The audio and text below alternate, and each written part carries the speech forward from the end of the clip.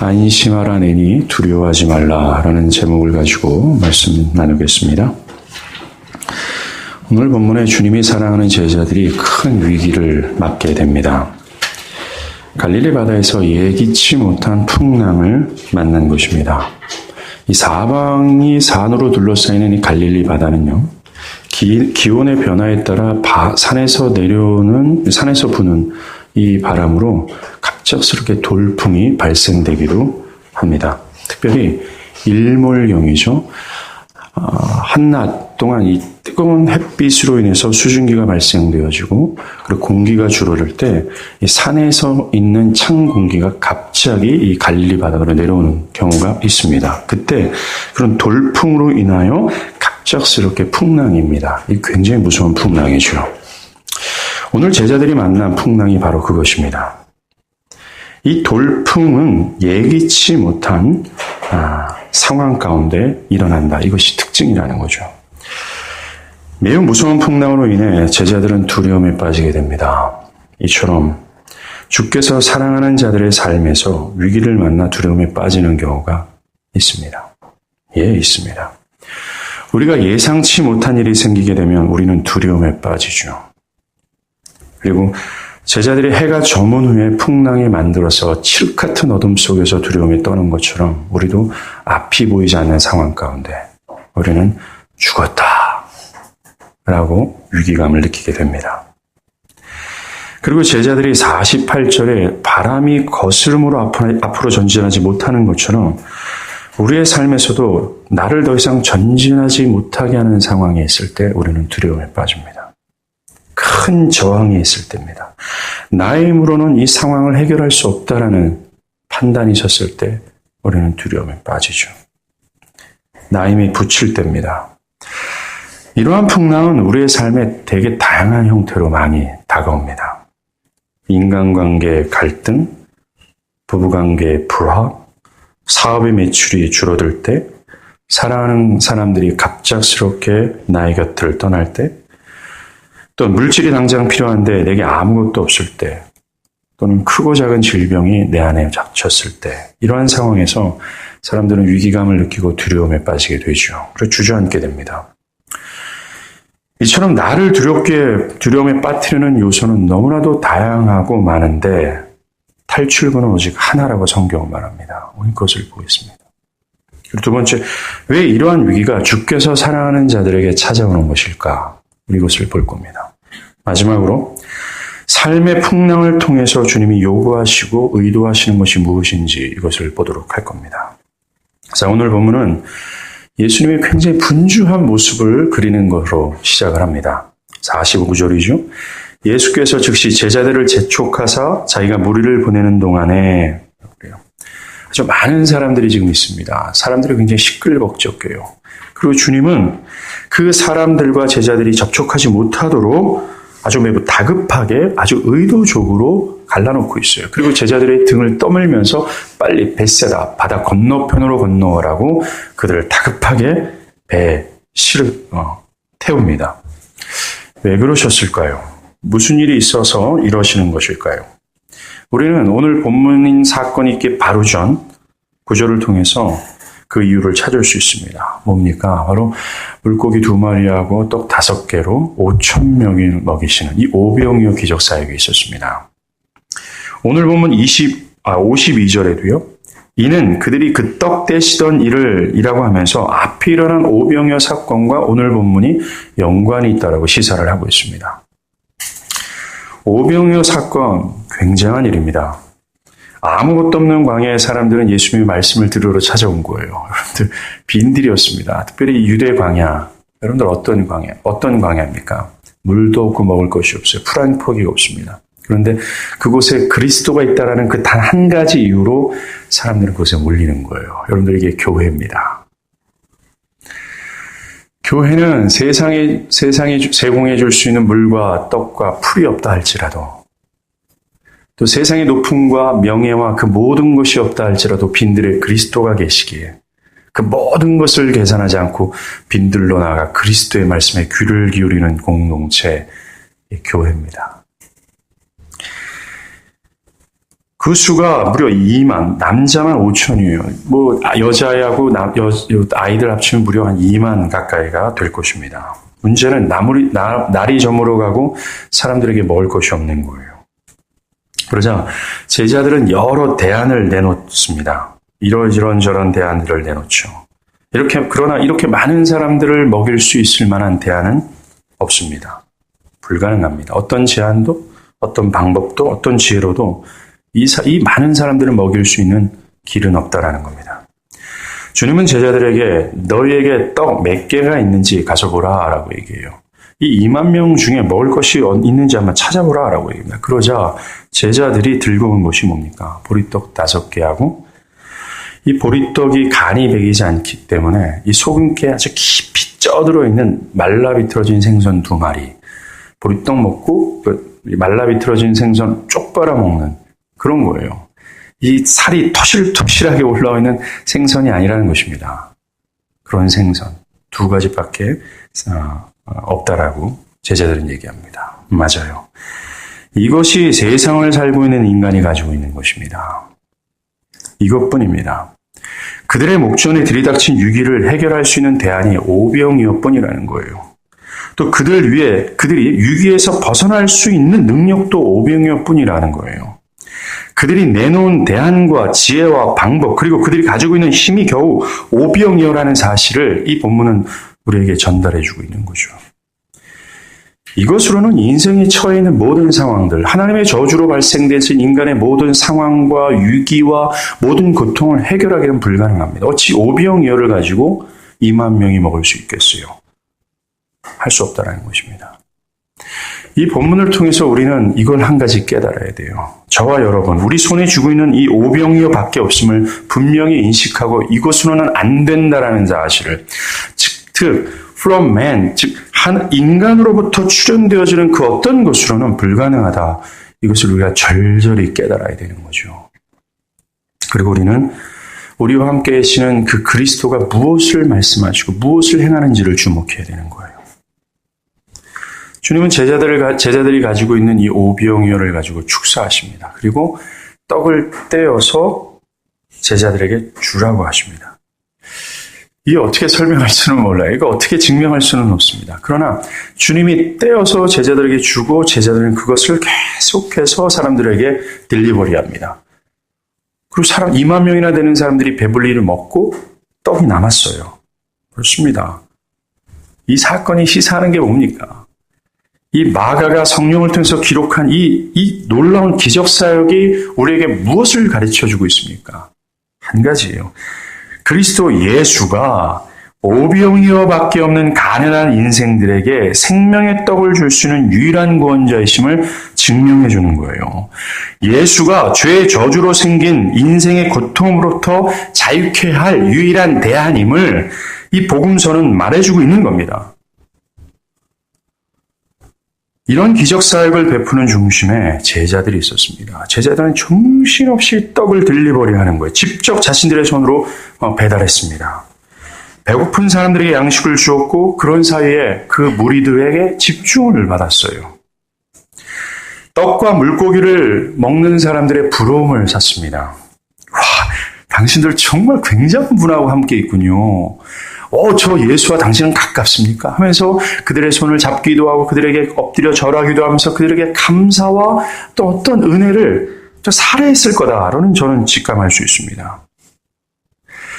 광야의 거렁뱅이였던 제자들이 한순간에 기적의 주인공이 되었고 모든 사람들의 부러울 만한 존재가 된 겁니다. 이들의 마음이 어땠을까요? 상상이 가지 않습니까? 충분히 예상할 수 있습니다. 뭡니까? 자만심이에요. 내가 이런 존재야 라는 거죠. 큰 일을 해낸 후 사람들의 박수갈채 속에서 은근히 올라오는 이 교만함, 이 우쭐거림이 제자들에게 있었다라는 것을 우리가 알 수 있습니다. 오병이어를 먹은 사람들이 예수님을 임금으로 삼을 정도였어요. 요한복음 6장 보면요. 이 오병이어가 얼마나 놀라운 사역이었고 그 기적이 일어난 이후에 그 현장의 분위기를 한 절로 얘기합니다. 모든 군중들이 흥분해서 예수를 임금으로 삼으려고 했다는 겁니다. 예, 맞아요. 예수의 공동체는 한순간에 뭡니까? 민중의 지도자가 되어버리는 거예요. 모든 사람들의 부러움을 샀고 그 민중의 부러움을 살 만큼 이 사역과 이 기적은 위대했다라는 겁니다. 인간이 설명할 수 없는 초자연적인 사건. 특별히 그 당시 유대인들은 이 현세적 메시아를 기대했었어요. 로마의 압제로부터 우리를 구원할 메시아, 우리의 이 배고픔을 채울 수 있는 그 메시아를 갈망했어요. 그런데 이 오병이어는 그들의 기대를 충분히 만족시킬 수 있는 그러한 사건이었습니다. 이런 분위기 속에서 예수를 따르는 제자들 교만 올라왔습니다. 제자들은 지금 이 오병이어 기적을 통해서 가르치고자 하는 주님의 가르침과는 반대적인 입장에 취한 겁니다. 뭡니까? 이 오병이어 기적이 뭘 그리스도께서 의도하셨어요? 너희가 가진 것은 오병이어 뿐이다라는 겁니다. 우리의 무능력과 우리의 불가능함을 철저히 깨닫고 너희의 유일한 대안은 그리스도 예수밖에 없음을 그리스도께 집중하고 그리스도를 구하며 그리스도로 충분성을 느끼도록 이 오병이어 기적을 하나님 그리스도께서는 베푸셨다라는 거예요. 그런데 그것과는 정반대로 제자들은 서 있는 겁니다. 뭡니까? 자신들이 마치 대안인 것처럼 주인이 되어버린 겁니다. 그들도 의식하지 못하는 사이에 말이죠. 우리의 삶에서도 모든 일이 잘 풀리고 또 막힘이 없을 때 우리는 우리가 감지하지 못할 사이에 우리는 서서히 교만해집니다. 서서히. 아주 자연스럽게 말이죠. 이 교만은 우리가 의식하지 못하는 사이에 매우 합당한 기쁨 속에서 자라나게 되는 거예요. 예스! 와우! 편안해! 이럴 때 우리는 알지 못한 사이에 교만에 우리를 사로잡는 거죠. 좋으니까 기뻐하고 좋은 감정의 상태로 있을 뿐이었는데 우리의 상태는 주님의 의도하신 것과는 반대가 된다는 겁니다. 기적을 베푸신 예수를 잃어버리는 거예요. 그리고 마치 내가 주인인 것처럼 아주 은근히 교만해지는 겁니다. 바로 그때 주님은 당신이 사랑하는 제자들의 등을 떠미시는 거예요. 그 칭찬과 교만의 자리를 떠나게 하시는 겁니다. 제자들과 무리를 갈라놓으시는 거예요. 잔치가 벌어졌어요. 흥이 절정이 이를 때입니다. 그런데 주님은 흥을 깨시는 겁니다. 10년 전인가요? 청교도에 대해서 어떤 분이 책을 썼는데 그 책 제목이 흥을 깨는 사람들이라고 청교도를 묘사했습니다.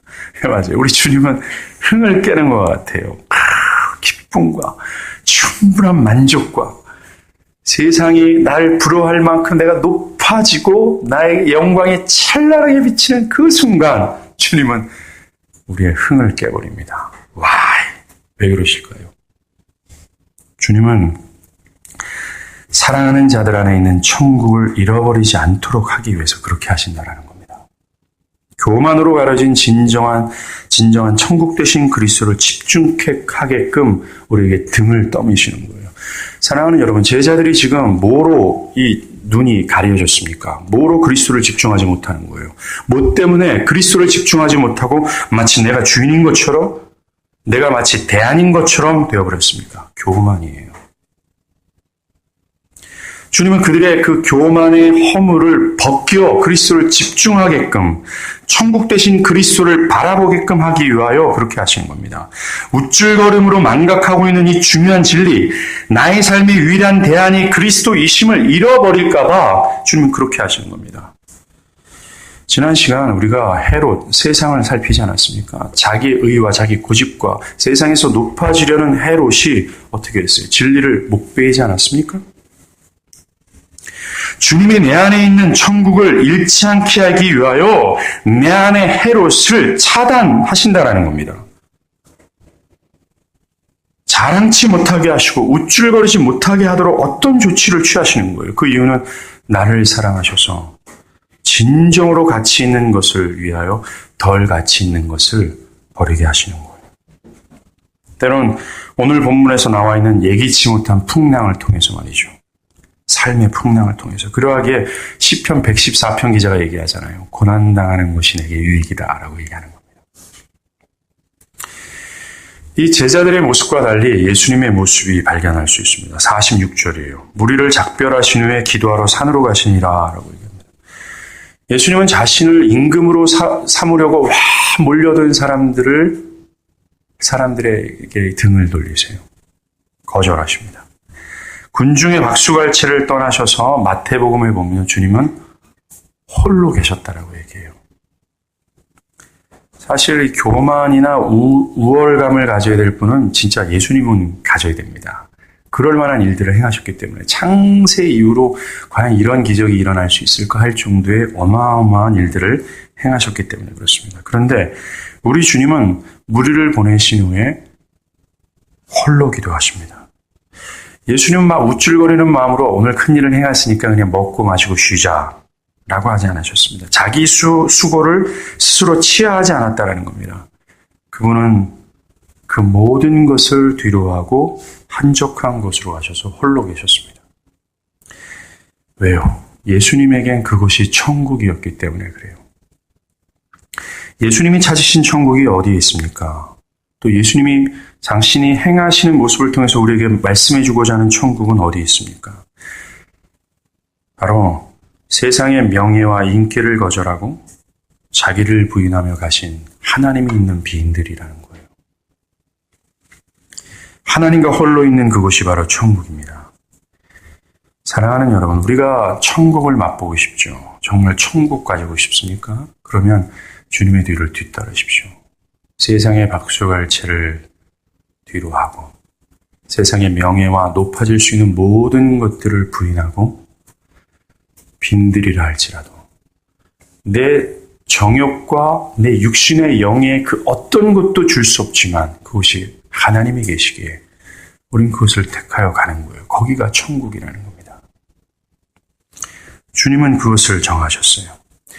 하나님 외에는 바라볼 곳이 없는 그곳에 홀로 계십니다. 예수님께서 홀로 계시고 뭘 했습니까? 기도하셨어요. 즉 하나님과 친밀히 교제하시고 하나님과 함께 했다라는 겁니다. 이것이 예수님이 택하신 거예요. 여러분들 창세기의 룻과 이 아브라함 이야기 아시죠? 조카 롯과 아브라함이 있어요. 아브라함이 소와 양이 너무 많아지자 롯에게 얘기합니다. 네가 우하면 나 좌할게. 네가 좌하면 우할게. 이게 뭔지 아십니까? 아브라함은 어디 사는지 상관이 없다라는 거예요. 아브라함도 눈이 있기 때문에 롯이 봤던 소돔과 고모라 볼 수 있었습니다. 에덴과 같이 물이 풍부하고 풀이 풍부한 그것이 봤어요. 그런데 아브라함은 그것이 필요한 것이 아니었습니다. 아브라함은 어디나 살 수 있었어요. 헤브론 돌산도 괜찮았습니다. 왜요? 하나님이 거기 계시다면이라는 겁니다. 하나님이 거기 계시다면 소돔과 고모라가 개의치 않아요. 하나님이 계시다면 헤브론 돌산도 괜찮아요. 그처럼 예수님은 진짜 천국을 택하신 거예요. 우리는 이런 예수님의 도전을 받아야 됩니다. 사람들은 오병이어의 기적을 맛보고 그것에 취해서 사람들에게 칭찬과 박수갈채를 받고 사람들에게 막 부러움을 살 때 예스! 이것이 천국이라고 얘기하죠. 사업이 성공하고 내가 원하는 것이 이루어지고 또 자신의 마음이 뿌듯해질 때 이것을 천국이라고 얘기합니다. 멋있는 차를 몰고 팬시한 노트북을 가지고 또는 외모가 아름다운 배우자를 만나서 사람들에게 부러움을 살 때 천국이라고 말합니다. 그러나 예수님이 오늘 보여준 천국은 반대 아니에요? 그것을 거절하고 홀로 하나님과 교제하는 겁니다. 그것을 위해, 그 진짜 천국을 위해 세상의 박수갈채와 명예와 높아짐을 뒤로하는 거예요. 그것이 가려버리고 있는 진정한 천국이신 하나님과 독대하는 것, 이것이 천국이라고 말씀합니다. 시끌벅적거리고 사람들의 따뜻한 환영을 받고 또한 무엇인가 내가 큰일에 동참하는 것 같은 느낌을 들을 때 내가 모든 사람들에게 나라는 존재가 인정받고 있을 때 그것이 사랑, 기쁨, 천국에 들어왔다고 사람들은 느낍니다. 아니에요. 천국은 모든 것이 사라지고 하나님과 내가 독대하는 그 순간이 천국이에요. 우리 믿음의 선조들은 또 지금도 마찬가지입니다. 진짜 천국을 향해서 수많은 선교사님들과 목회자들은 고통을 자처하며 그리스도의 뒤를 따라가고 있어요.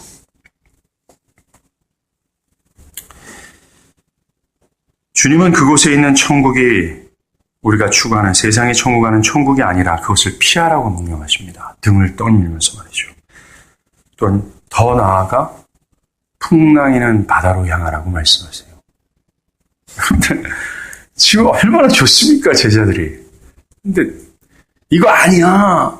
등을 막 떠밀고 그 등 떠민 곳이 어디예요? 곧 있을 풍랑이는 바다 위로 그들을 떠미시는 겁니다.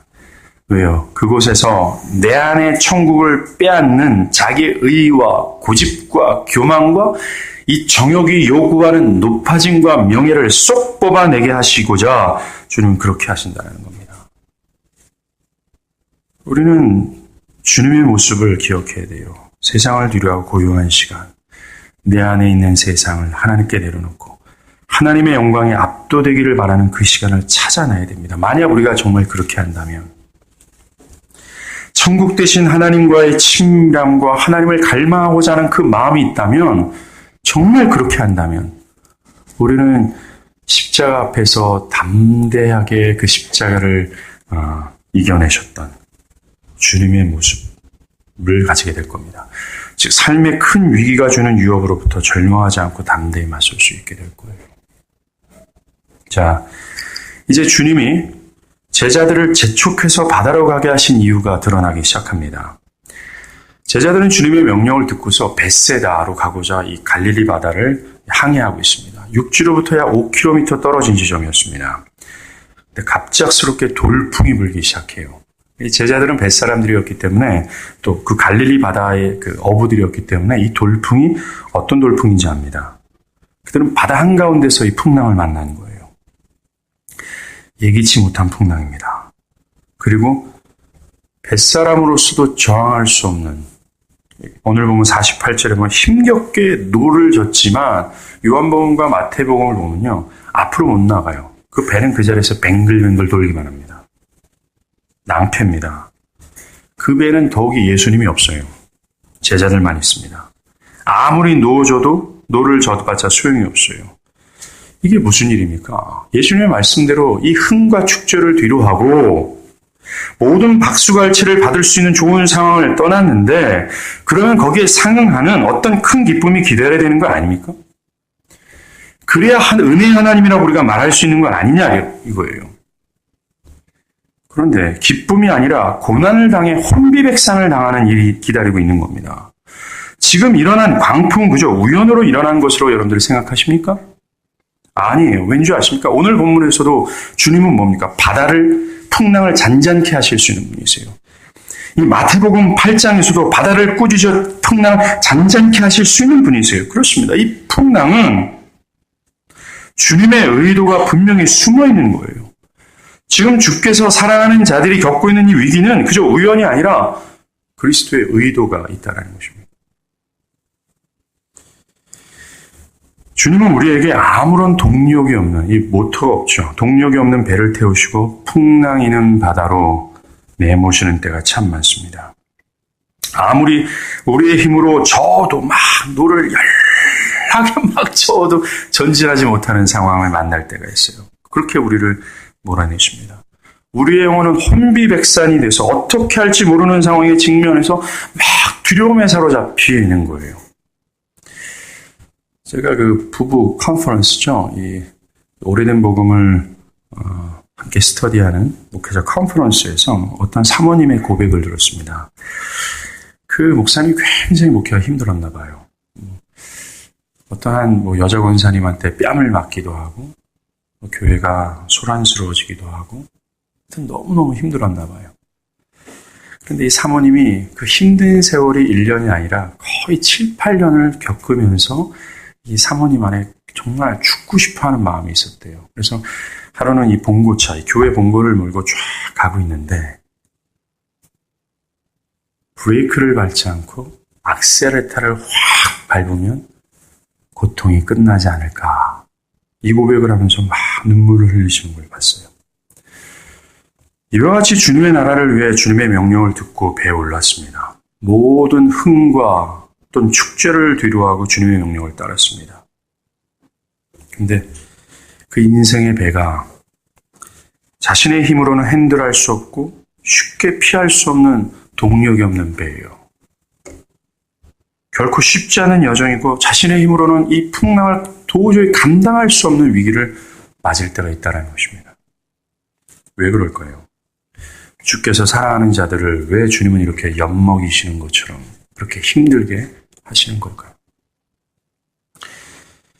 주께서 사랑하는 자들에게 생기는 고난이 그저 우연으로 생겨난 것일까요? 만약 이것이 우연히 생긴 것이라면 저는 더욱 두렵습니다.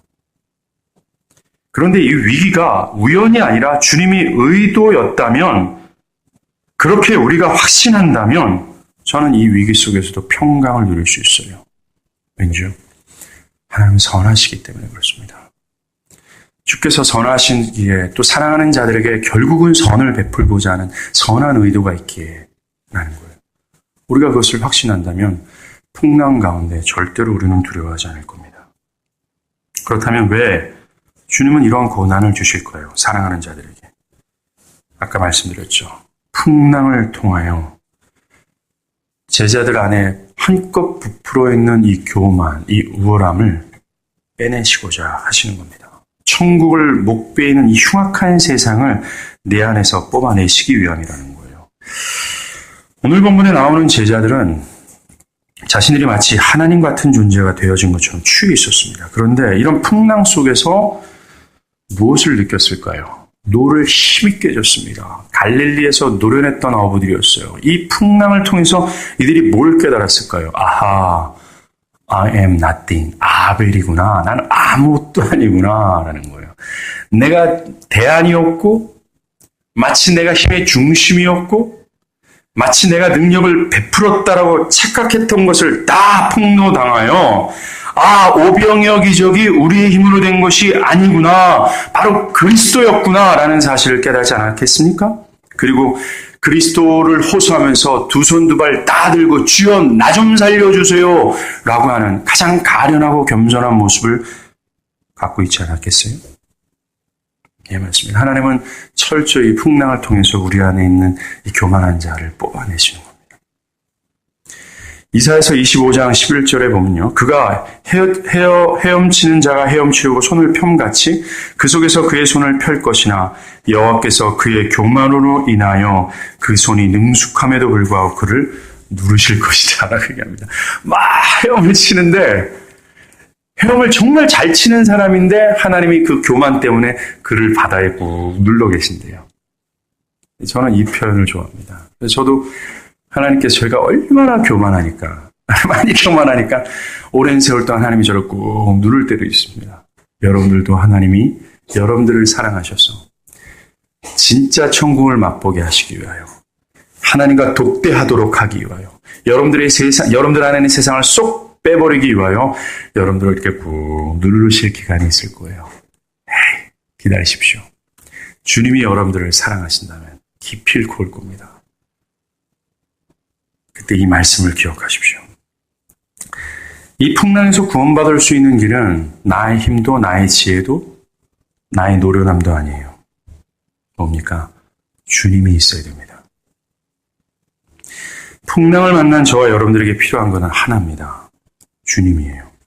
찬송가 446장 있잖아요. 주 음성에는 더 기쁨 없도다. 후렴 부분에 뭐라 그래요? 기쁘고 기쁘도다. 영어 찬양에 뭐라고 얘기합니까? I need. I need. 난 주님이 필요합니다. 오직 주님만 원합니다. 이거예요. Yes. 이거예요. 나의 구세주가 되시고 나를 이 풍랑에서 구원하실 분이 오직 주님밖에 없다라는 고백이에요. 그렇습니다. 주님이 우리를 풍랑 속으로 이끄시는 이유는, 우리의 삶에 큰 위기를 주시는 이유는 나의 연약함을 깨닫게 하셔서 주님이 필요함을 느끼도록 하기 위함이라는 거예요. 내 안의 세상을 뽑아내시고 천국 대신 하나님과 독대하도록 주님은 그런 은혜를 허락하신다는 겁니다. 이걸 누가 깨닫는지 아십니까? 세상은 절대 이걸 깨닫지 못합니다. 세상은 이 풍랑 가운데 이를 갈지요. 세상은 이런 풍랑과 위기 가운데 하나님을 욕하며 저주합니다. 그러나 주께서 사랑하는 자들은 하나님의 의도에 반응하여 춤을 추는 거예요. 피리를 불면 춤을 추고 주님이 애곡을 하면 곡을 할 수 있는 자들, 주께서 사랑하는 자들이에요. 풍랑 가운데 인도하실 때 그들은 주님께서 원하시는 춤을 춥니다. 겸손케 하죠. 그리고 주님을 찾고 주님을 독대하고 나에게 필요한 분이 오직 주님입니다 라고 고백하게 하는 겁니다. 이 제자들이 풍랑 속에서 혼비백산해요. 몇 시간이 흘러갑니다. 제자들은 한참 바다 가운데서 고통을 겪고 있어요. 시간이 흐르고 밤 4경, 새벽 3시입니다. 가장 칠흑 같은 어둠이 깔려 있을 때요. 동트기 바로 전이란 말이죠. 가장 큰 두려움의 시간입니다. 바로 그때 주님이 바다 위로 걸어오십니다. 근데 우리는 여기서 주님이 왜 이때 나타났냐, 이걸 생각해 볼 필요가 있어요. 분명히 이 풍랑은 언제 시작됐습니까?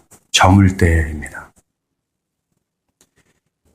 어느 정도 시간이 지났어요. 그런데 주님은 새벽 3시에 옵니다. 어림잡아 6시간, 8시간 이후입니다. 풍랑이 일고도 그 오랜 시간이 지났어요. 근데 왜 이때 오셨을까요? 주님이 모르셨을까요? 아니에요. 주님은 오늘 본문에 보면 이 세 복음서가 얘기하는 게 다 그래요. 주님이 그 근처에서 기도하고 계셨고 제자들이 풍랑 속에서 혼비백산하는 것을 보고 계셨다라고 얘기합니다. 저는 이 말씀을 딱 처음 묵상할 때 약간은 열이 받았어요. 이게 뭡니까, 주님? 보면 와야죠. 보면 얼른 와서 이렇게 도와줘야 되는 건 아닙니까? 근데 안 그러셨어요. 어느 정도 시간이 흐른 뒤입니다. 이 동틀 무렵 가장 극심한, 이제 죽었다, 다 자포자기할 때 주님 오신 겁니다. 제자들이 이미 다 빠져서 더 이상 어떤 의욕도 없을 그때예요. 아, 내가 정말 I am nothing, 아벨이구나 라는 고백을 할 수밖에 없는 그때에 주님은 그때를 기다린 것처럼 오셨습니다. 이것도 주님의 배려죠. 여러분들, 주님이 우리를 도우실 때 그 타이밍도요, 주님의 지혜로운 이 결정 속에서 와서 도와주십니다.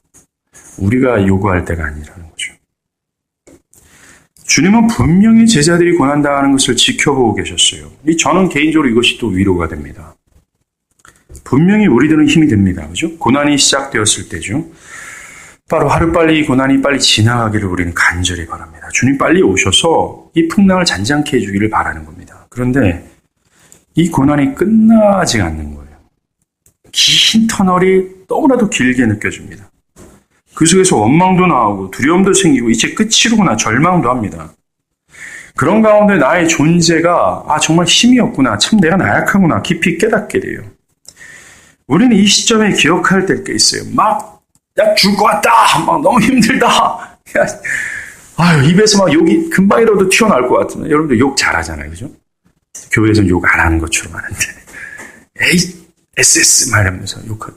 이런 극심한 고통 가운데 있을 때 기다려요. 주님이 지켜본다는 게 이놈들, 아이고, 니네들이 얼마나 교만한지 좀 봐라. 이런 얘기가 아니에요. 주님은 우리에게 가장 선한 것을 주시고자 지켜보고 계시는 겁니다. 만약에 주님이 우리가 고난당하는 것을 모르고 계신다면, 이거 정말 큰일입니다.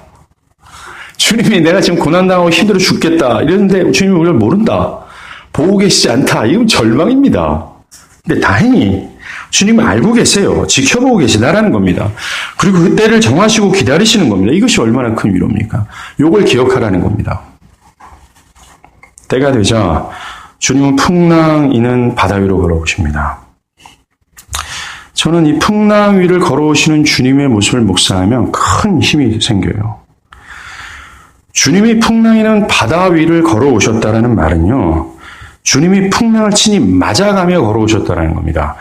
여러분들, 주님이 바다 위로 이렇게 걸어오시는 게 무슨 우주선, 투명색 우주선이 이렇게 빙 돌아가지고 이렇게 주님을 동동동 뜨게 이렇게 오게 하는 게 아니에요. 주님은 제자들을 때리고 제자들을 위협하는 이 파도를 친히 막고 위협당하면서 걸어오셨어요. 비바람에 옷도 젖었고 이 바닷물이 그 영광스러운 주님의 볼을 때렸습니다. 어지럽고 매서운 파도는요, 그분의 몸을 더 이상 전진 못하게 하도록 저항했습니다. 주님은 제자들이 당한 고난을 그대로 받으신 거예요. 그 고난 중앙을 뚫고 중압감을 느끼면서 제자들한테 왔다는 겁니다. 이것이 뭔지 아십니까? 주님의 십자가예요. 죄의 고통 가운데 있는 우리를, 특별히 그 어리석음 가운데, 죄의 무직 가운데 있는 우리를 그저 관망하는 것이 아니라 주님은 죄악된 세상 가운데 오셨고 더러운 죄악의 구정물을 맞아가며 우리에게 향하셨다라는 겁니다. 주님은 친히 우리의 고통을 아세요. 왜요? 우리의 고통을 경험하셨기 때문입니다. 그리고 주님은 우리의 고통을 친히 십자가에서 담당하셨어요. 그 고통 때문에 우리의 고통이 사라진 겁니다. 그리고 제자들의 제 삶에 오는 고난을 그저 관망하는 것이 아니라 친히 고통의 순간 함께 하시고 제자들에게 오시는 겁니다. 분명히 오세요. 예스, 분명히 오십니다. 때가 되면 그들의 풍랑을 잔잔케 하시러 그분은 오실 겁니다. 이 말씀을 통해서 여러분들은 뭘 필요로 해야 됩니까? I need 주님 한 분을 필요하는. 주님이 물 위로 걸어오는 것을 보자 제자들이 뭐라고 얘기합니까? 유령이다! 라고 얘기해요. 네, 맞아요. 오늘 보면 52절의 말씀처럼 마음이 둔하여질 정도로 둔하여진 이 제자들입니다. 이런 자들에게 예수는 유령으로 보일 수밖에 없어요. 우리가 위기 가운데 있습니다. 우리 마음이 영적으로 둔하여지면 우리와 함께 하시고 우리를 지켜보시고 우리를 위해서 일하실 그 그리스도를 하나님으로 여기는 것이 아니라 우리 사람들은 유령으로 여기는 거예요. 아무런 도움도 주지 않는 분. 그리스도 자체를 다 망각하고 잃어버리는 겁니다. 그게 진짜 침체 아닙니까? 우리가 두려워하는 이유는 언제요? 삶의 위기 가운데 두려워하는 이유는 주님을 망각하고 주님을 유령 취급하기 때문에 그래요. 아닙니다. 주님은 살아계신 하나님이세요. 한번 보세요. 그때 주님은 그 제자들에게 와서 뭐라고 말씀하십니까? 안심하라. 내니 두려워하지 말라. 라고 말씀하세요. 자, 이렇게 말씀하시는 그리스도를 한번 생각해 보십시오. 지금 주님은 어디서 말씀하고 있습니까? 지금 어떤 상황에서 말씀하고 있어요? 그렇습니다. 지금 바다 위로 걸어오시면서 말씀하고 있는 거예요. 초자연적인 분이라는 겁니다. 이것은 주님이 어떤 존재인지를 말씀하고 계시는 거나 마찬가지예요. 안심하다, 안심하라, 나다. It is I, 바로 나다. 라고 말씀하세요. 주님은 사람들에게 나를 따르라, 나를 믿으라, 나를 따르려거든 자기를 부인하고 십자가를 지라. 매우 가격하고 급진적인 삶을 요구하시면서 나다, 나 자신을 따르라라고 얘기하세요. 도대체 주님이 뭐길래, 주님이 도대체 어떤 분이시길래 나의 모든 것을 따르고 나를 따르라 말씀하시는가라는 거예요. 도대체 우리는 무엇을 신뢰하기에 주님을 따르는가라는 겁니다. 오늘 본문이 그것을 보여줘요. 바로 물 위를 걸어오시는 분이라는 겁니다. 그리고 바람을 그치게 하시는 분, 모든 자연을 통제하시고 그것을 다스리시는 분, 이 세상의 모든 자연계를 초월하시는 하나님이라는 거예요. 요한복음이 이것을 더 분명히 얘기하죠. 1장 3절입니다. 만물이 그로 예수로 말미암아 지은 바 되었으니 지은 것이 하나도 그가 없이는 된 것이 없다라고 얘기합니다. 참 말씀이 너무나 important. 뭡니까? 만물이 그로 말미암아 지은 바 되었고 그로 말미암아 지은 바 된 것이 하나도 없다라고 얘기합니다. 창조주 하나님이세요. 그리스도가. It is I, 바로 나거든. 바로 나야. 이 나야. 라고 하시는 분이 이런 위대하고 영광스러운 분이라는 겁니다. 그리고 주님은 안심하라, 두려워하지 말라라고 말씀하시죠. 무엇입니까? 현재 고난당하고 있는 이 제자들의 모든 두려움들을 해결할 수 있는 바로 그런 자다라고 얘기하는 겁니다. 안심하라, 두려워 말라라고요. 만약에 한 인간이 이런 상황에서 안심하라, 두려워하지 말라 라고 막 소리쳐 보십시오. 야, 제 입 좀 다물게 이렇게 얘기하지 않겠습니까? 근데 주님은 아니에요. 모든 두려움과 고통을 잠잠케 하시고 그들을 위해 일하실 수 있는 존재다라고 주님이 말씀하시는 겁니다.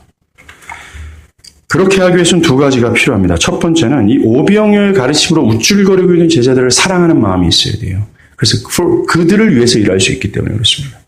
두 번째는 그 두려움과 고통을 주는 풍랑을 잠잠케 할 수 있는 능력이 있어야 돼요. 사랑과 능력이 있어야 됩니다. 그런데 주님은 두 가지 요소를 다 가지고 있다는 겁니다. 우리의 삶에서 두려움과 낙심을 주는 여러 요소들을 잠잠케 할 수 있는 능력의 주님이세요. 그리고 주님은 그것을 우리를 위해 하실 정도로 우리를 사랑하신다는 겁니다. 우리가 어리석어도 말하죠. 주님의 사랑을 여러분들은 어떻게 측량하고 계십니까? 주님이 나를 사랑하십니다. 주님은 사랑이십니다. 라고 무엇으로 그렇게 얘기하고 계십니까? 주님이 그저 나의 어려움을 좀 도와줬기 때문에? 주님이 내 편이라는 생각 때문에? 그런 식으로 주님의 사랑을 측량하고 있습니까? 그럴 수 있지만 그것은 주님의 사랑을 매우 협소적으로 생각하는 거나 마찬가지입니다. 그러한 것으로 주님의 사랑을 측량하고 있다면 삶의 위기에서 여러분들은 두려움을 가질 수밖에 없어요. 주님의 사랑은 십자가로 측량할 수 있습니다. 그 십자가로 보여줬어요. 하나님을 반역한 죄인들을 위해 자신의 모든 것을 내어주셨습니다. 그리고 자신을 저주하는 자들을 위해 기도하셨어요. 어리석고 자기에게 불리한 상황이 되자 주님을 배신한 제자들을 위해 자신의 생명을 내어준 겁니다. 이 십자가의 사랑을 통해서 그리스도의 사랑을 측량할 수 있어요. 이 측량하지 못한 그리스도의 십자가의 사랑을 어떻게 깨달을 수 있냐고요? 바로 내가 주님을 버리고 배신한 자라는 사실을 깨달을 때입니다. 내가 하나님 앞에서 죽음 마땅한 죄인이라는 사실을 깨달은 자만이 십자가의 사랑을 측량할 수 있어요.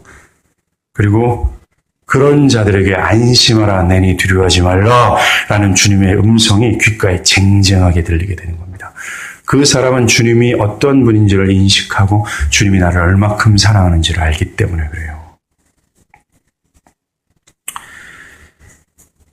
교만해서 주님을 잃어버린 우리들이 위기 앞에 두려워합니다.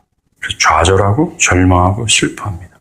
두려움이 막 우리를 짓눌려서 우리를 나만의 굴 속으로 인도하지요. 왜 위기 앞에 그런 것일까요? 왜 당당하게 그 위기 앞에 그리스도를 인식하지 못하는 것일까요? 52절입니다. 마음이 두려워졌기 때문에 그럽니다. 뭡니까?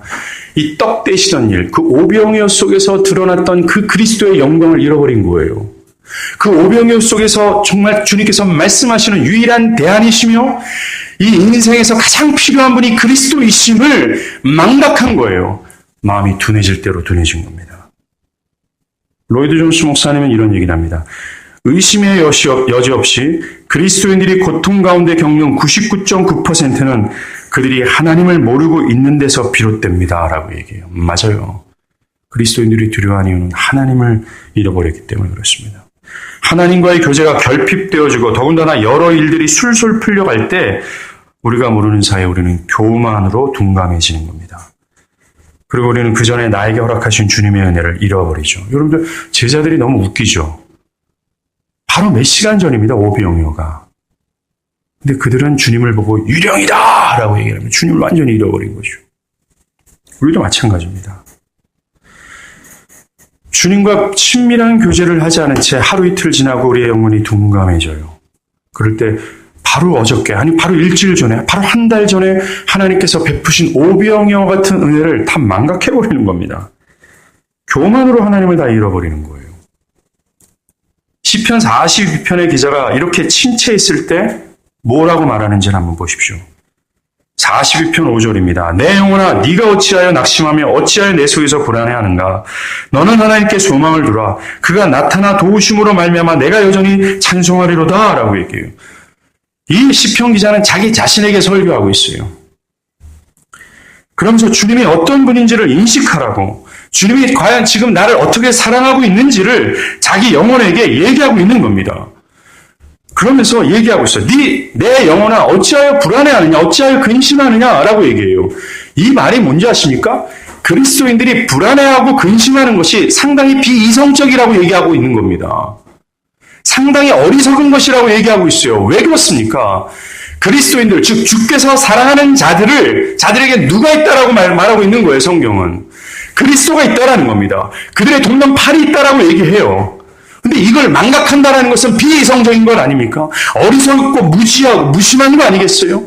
그래서 이 비이성적이고 그 감정적으로 침체되고 있는 이 무심한 자들을 향하여 내 영혼아 어찌하여 불안해하느냐, 근심하느냐 라고 얘기해 주는 겁니다. 그러면서 최종적으로 어디에 시야를 돌리고 있어요? 이 폭풍우의 가운데 시야를 돌리겠습니다. 아니에요. 하나님께 소망을 두라고 얘기합니다. 너는 하나님께 소망을 두라라고 얘기해요. 그가 나타나심으로 너를 도우실 것이다 라고 얘기하는 겁니다. 안심하라 내니 두려워하지 말라. 이 말씀 속에 숨어져 있는 이 영광스러운 비밀을 깨닫길 바랍니다. 마지막으로 정리가 되는 시간이에요. 51절에 주님이 배에 오르시죠. 그러자 바람이 그칩니다. 우리에게 필요한 것이 이겁니다. 주님이 배에 오르시는 거예요. 그리고 어떤 일이 벌어지는 겁니다. 흔들리고 요동치는 나의 영혼에 주님이 함께 하셔야 돼요. 지금의 고통 가운데 주님이 함께 하셔야 됩니다. 갈등하고 있는 부부 가운데, 질풍노도의 자녀 가운데, 갈등하는 수많은 관계 속에서 내가 저항할 수 없고 앞이 막막한 상황 가운데, 내가 예기치 못한 모든 상황 가운데 필요한 건 하나입니다. 여러분들의 지혜도 방법도 힘도 아닙니다. 주님이 필요해요. 기도하시겠습니다.